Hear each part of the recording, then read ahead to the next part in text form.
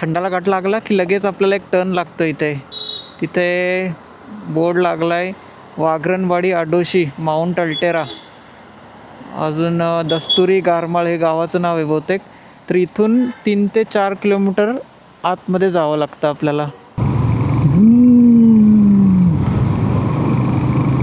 एकदम भारी रस्ता आहे.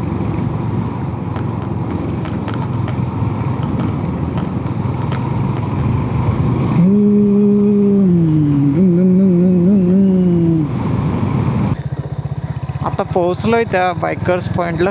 बघू कसा व्ह्यू दिसतो इकडनं.